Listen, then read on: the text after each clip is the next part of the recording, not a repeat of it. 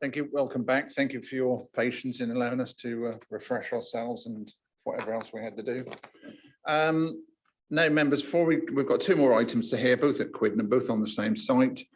But the item 9C, the applicant's agent has requested a deferment on this so that they can complete the flood risk assessment that was required and was lacking.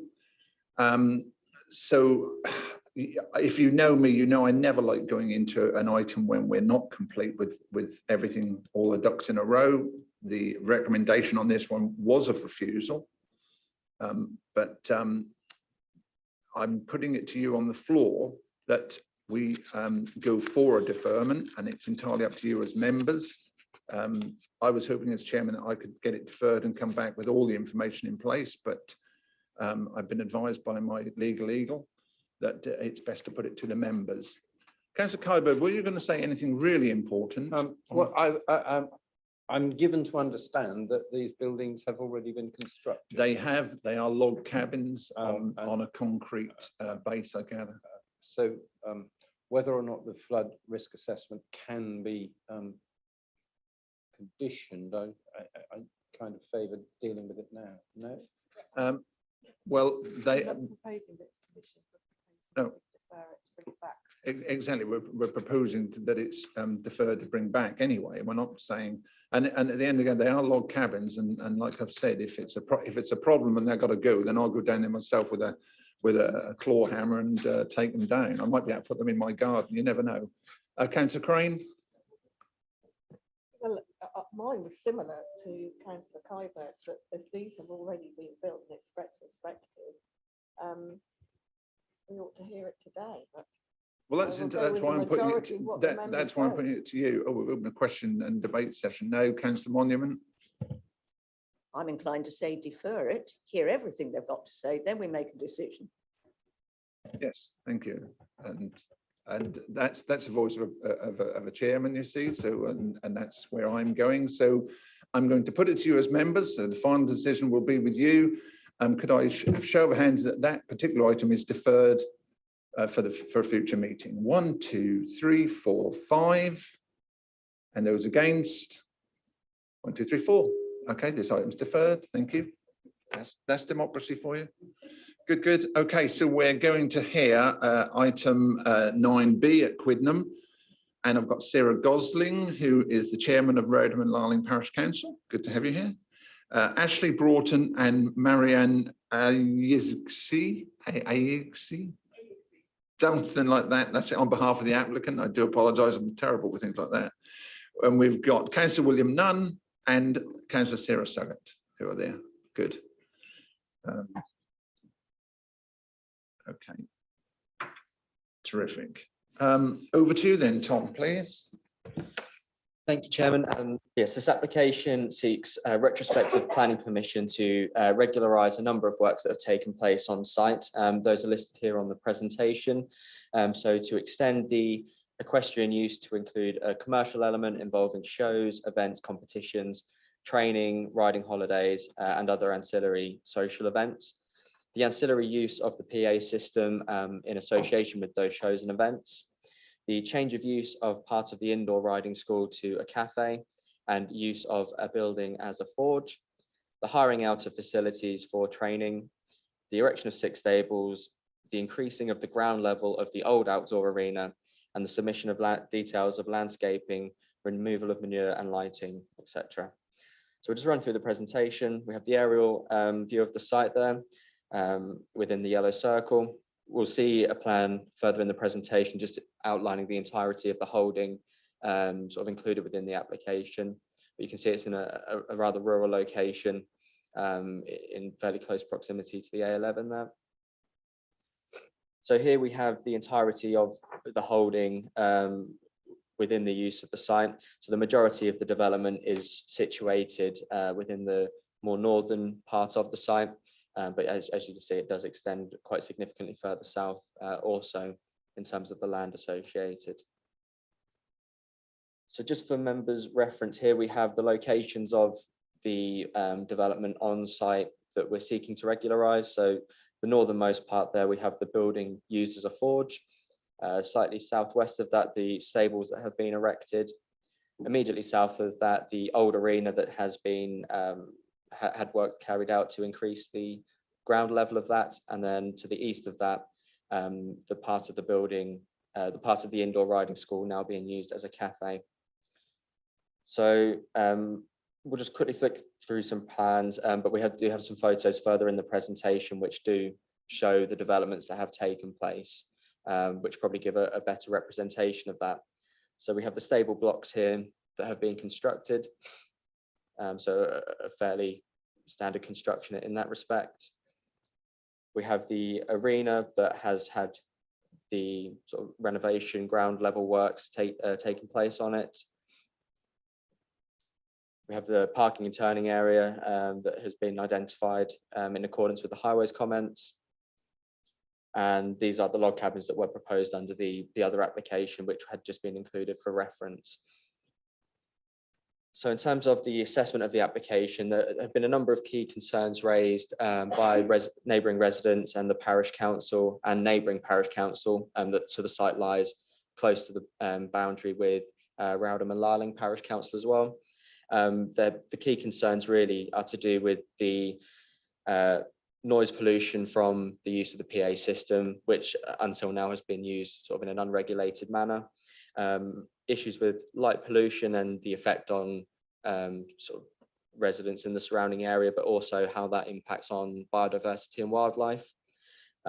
There's also been issues raised with flood risk as well, and just general ecology and biodiversity impacts of the development.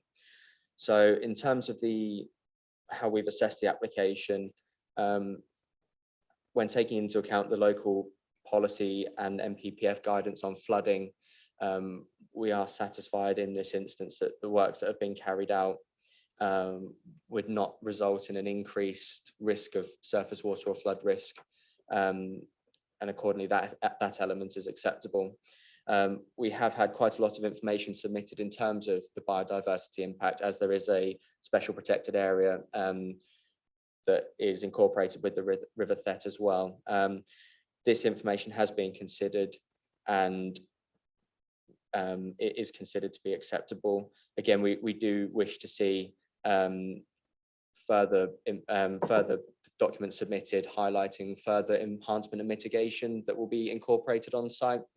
So what we're essentially saying is that the works that have been carried out haven't been detrimental to biodiversity on or around the site, but we would like to see further enhancement and mitigation measures provided just to take account of that, especially given the triple SI adjacent to the site.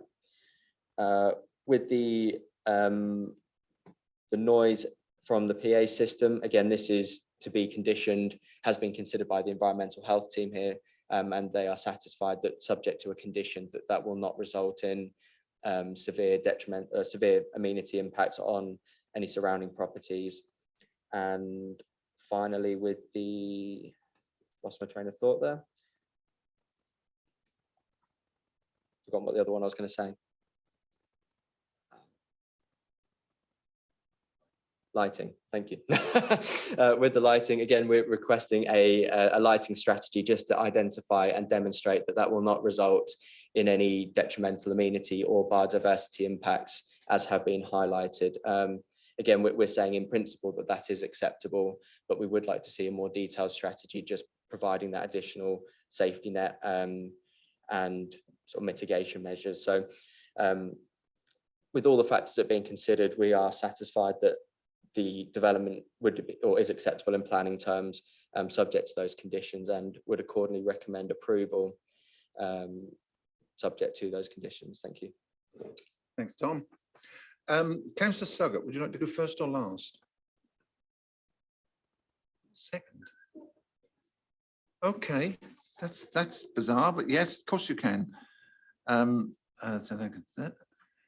Councillor Nunn, would you like to go first or last?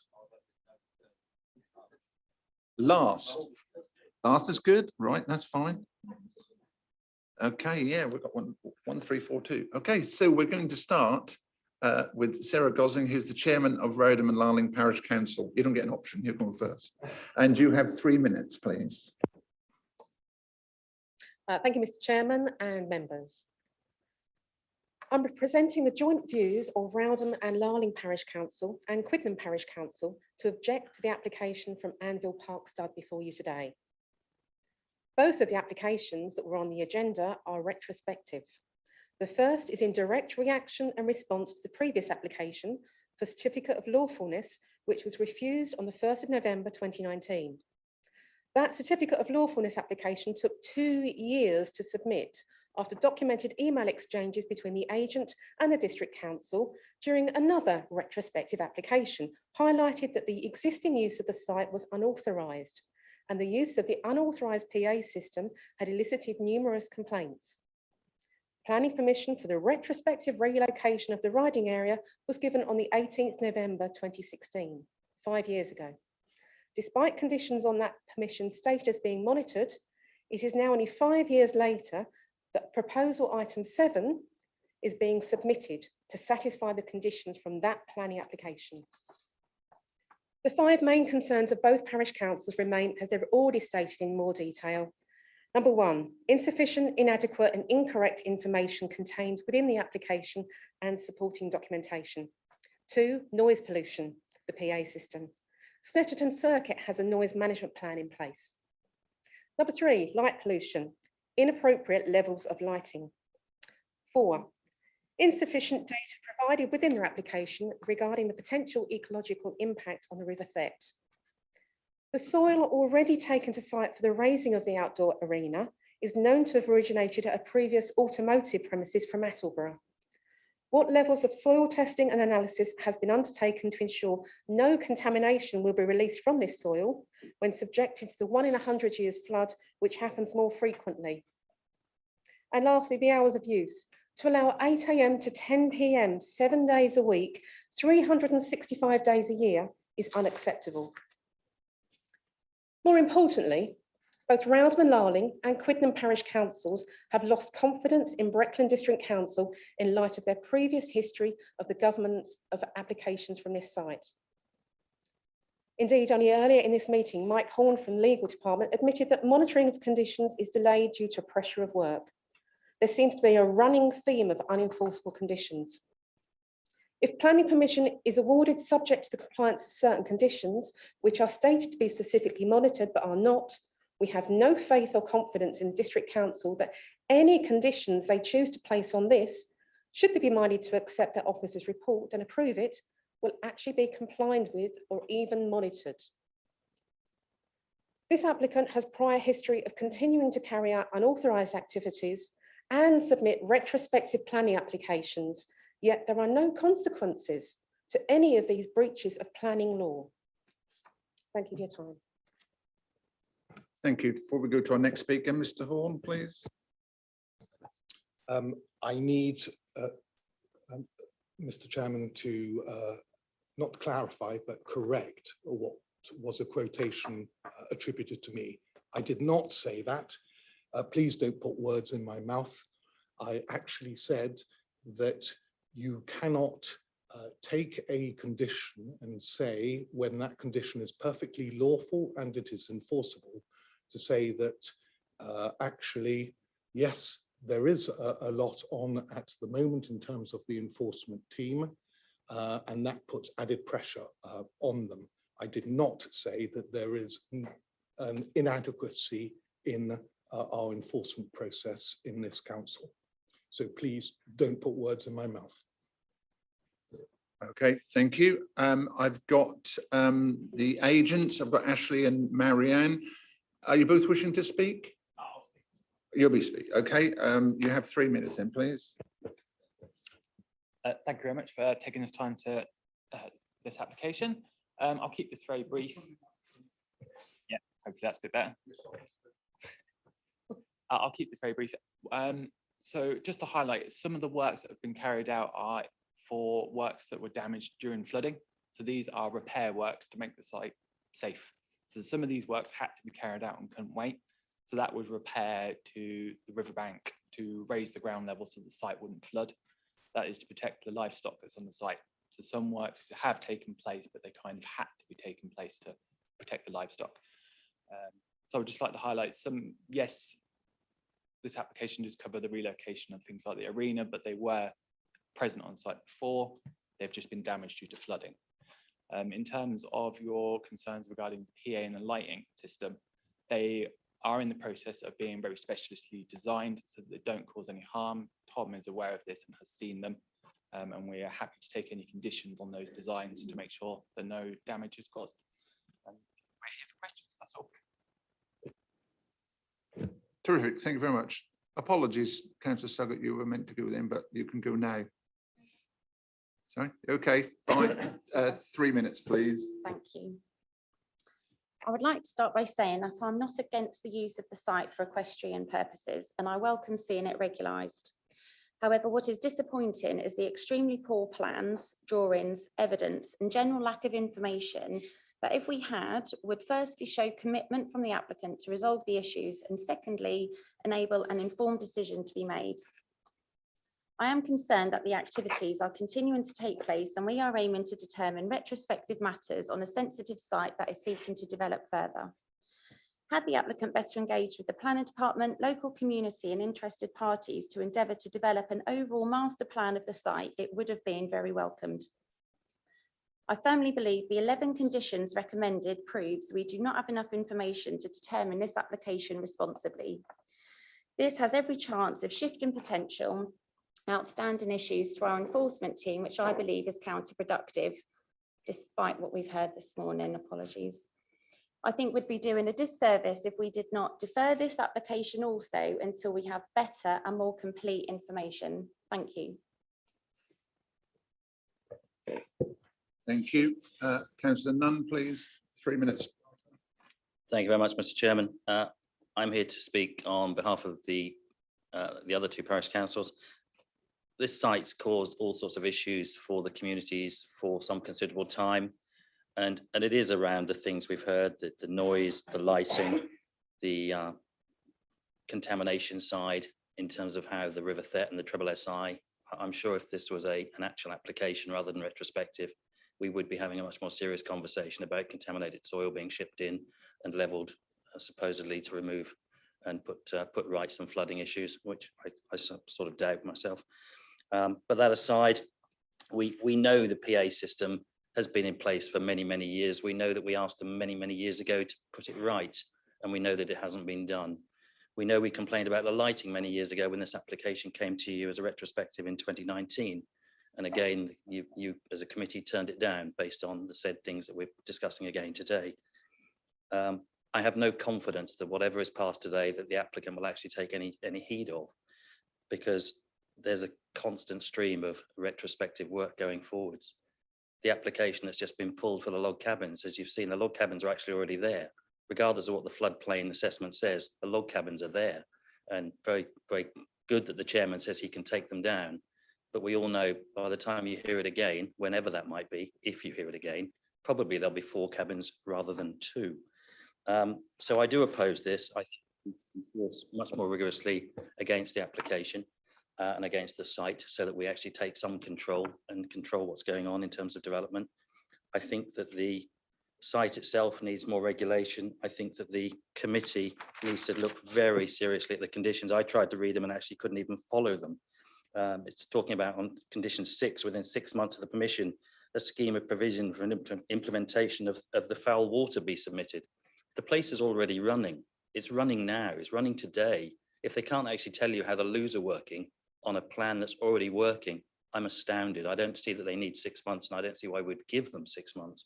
So personally, I think we should be refusing the application and we should be enforcing against the said conditions. Thank you, Mr. Chairman. Thank you. Rebecca? Thank you, Chairman. I just wanted to come back about the retrospective planning applications, members. So retrospective planning applications is part of the Town and Country Planning Act. It's perfectly acceptable to submit a retrospective application for development. There is nothing within the Town and Country Planning Act that prevents them to doing it, and it's not contrary to any sort of planning law for development to go ahead without planning permission. And just to read from the government website with regards to retrospective planning applications, it says a local planning authority can invite a retrospective application. So just because development does take place without planning permission, there is no necessity to provide an application, but in this instance, we have requested a retrospective application.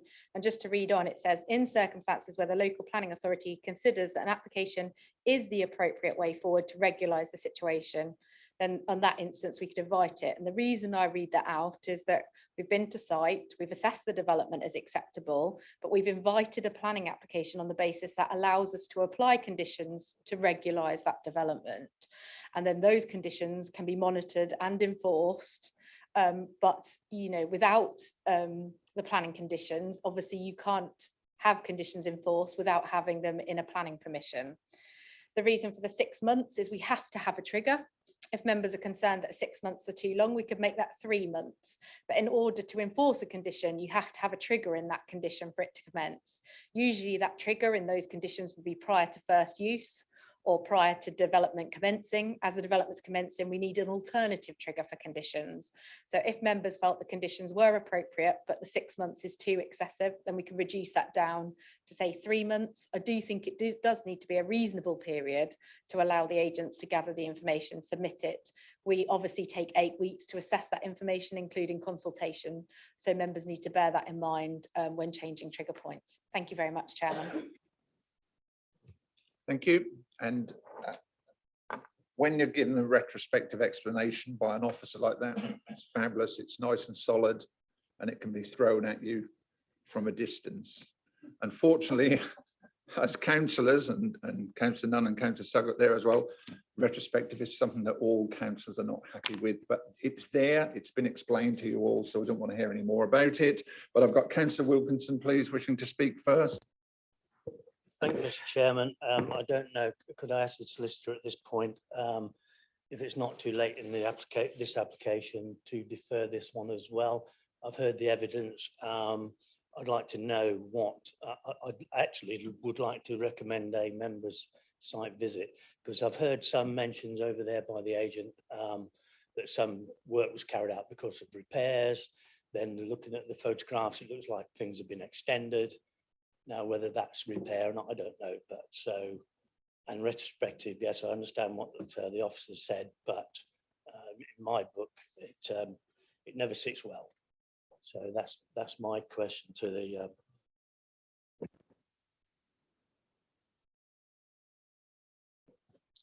It would be perfectly open to the committee to defer this, even at this late stage, if committee so resolves.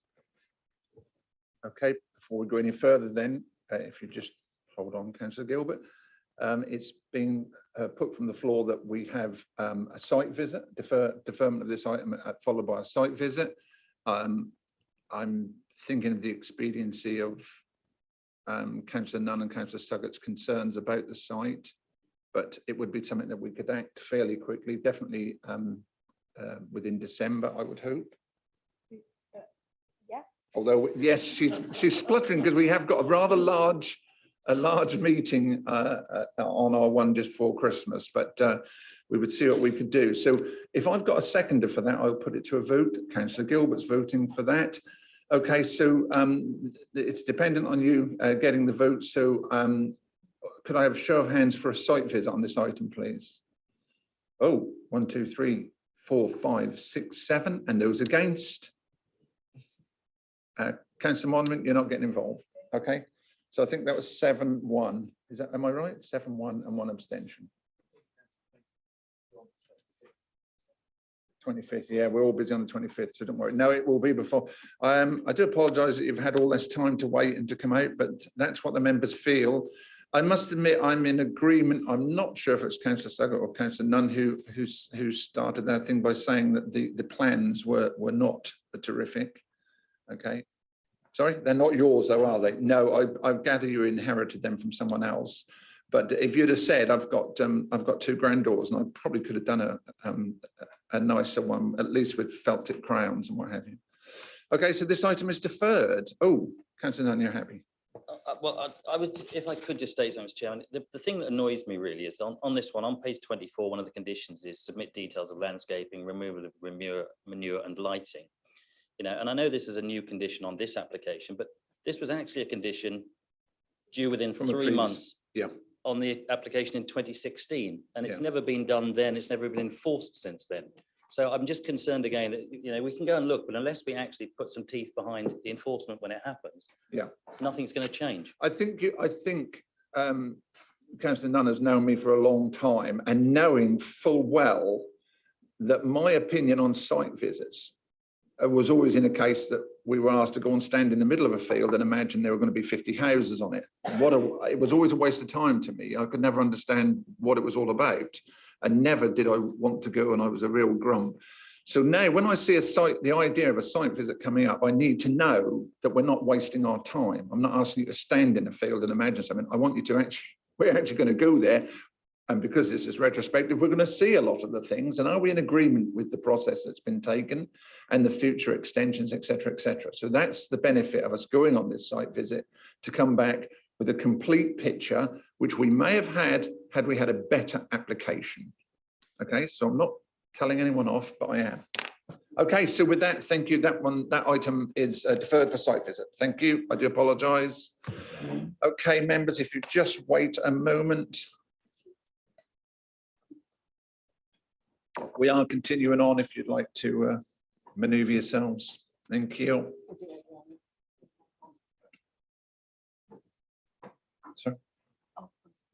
Sorry.